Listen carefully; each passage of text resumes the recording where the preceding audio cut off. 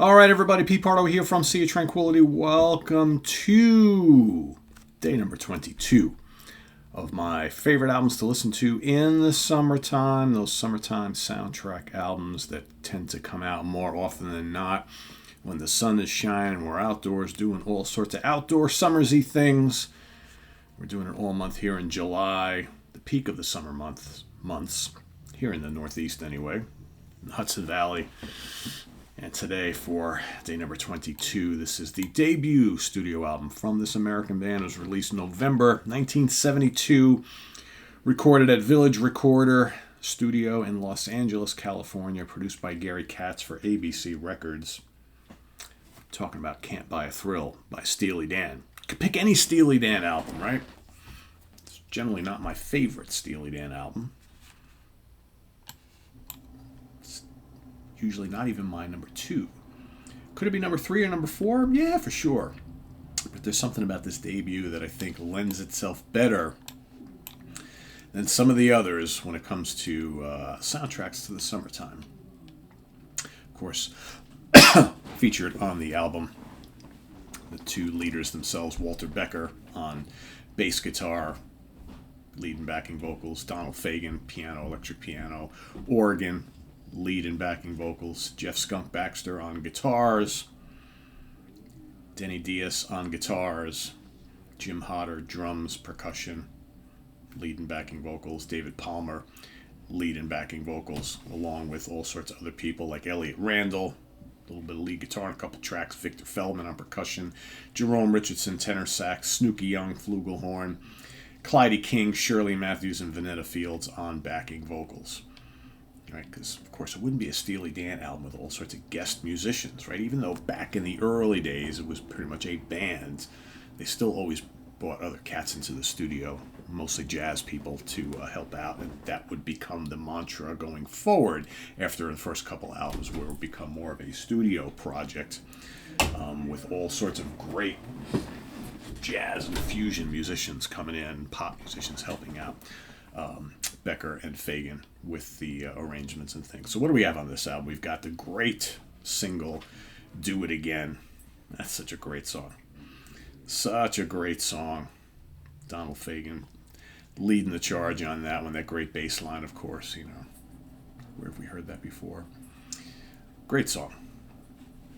Dirty Work.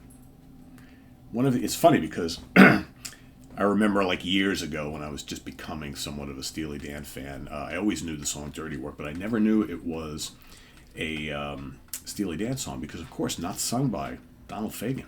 Mr. Palmer sings that one. He's got a very, very different voice, so it sort of sounds, musically it sounds like Steely Dan, but not really in the vocal department. Kings is up next, another great song. Midnight Cruiser. That's a fun song. That's a really fun song. Only a Fool Would Say That. Another really cool track, sung by both Fagen and Palmer. Reelin' in the Years, of course, is the big, bright summertime jam song with that great rambling guitar solo. Killer song. Fire in the Hole. Brooklyn Owes the Charmer Under Me. The great Change of the Guard. I love Change of the Guard. Might be my favorite song on here. So good, so fun, so upbeat. And then Turn That Heartbeat Over Again. Top to bottom, great stuff on here. About 41 minutes long. Killer album, killer debut. Maybe the most rockin' of the Steely Dan albums, arguably. Right? You know, because most of their albums kind of, the band's music is this kind of like rock, funk, jazz, pop, hybrid thing going on. I've got like a tickle in my throat that's threatening to get me into this coughing fit, which I'm trying to put off here. All right, so let's take a look at the charts. Australia, this made it to number 46 here in the U.S. Billboard charts, number 17. So Steely Dan not really taking over the world with this debut yet, right? Singles, Do It Again, released that year, made it to number 6 on the U.S. Billboard Hot 100, and then also released that year, Reelin' in the Years, made it to number 11. Which is interesting because I always thought that Do It Again, I always thought that Dirty Work was released as a single because I remember hearing that song back in the day. Apparently not. Was I mistaken? Or was it released and just never charting? Let's see if I have any other additional information. Yeah, apparently not. So that's weird. I'm not sure how I remember that, but I remember that being played on the radio. Maybe it was later on. I don't know. Whatever. I got the old. You know how it goes. Anyway, let us know what you think of Can't Buy a Throw from Steely Dan down in the comments below. That's my pick for today, and let us know what yours is today. And visit us on the web at www.seaoftranquility.org.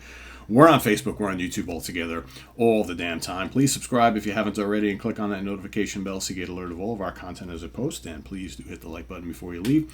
Also, down below, we got the links to our Ko-Fi page for channel donations, our merch page, and our Cameo page. Thank you, as always, in advance for all your support there. It's greatly appreciated, and we'll see you soon here with more stuff on the channel. Hudson Valley Square is coming at you tonight. There's a big truck just driving by my front yard. Hudson Valley Squares, yes, tonight. We're going to be talking about those bands and artists that annoy the crap out of us, and we'll give you the reasons why. That's all coming up tonight, so stay tuned for the fun on the squares. I am Pete Pardo. Have a good one. Bye-bye.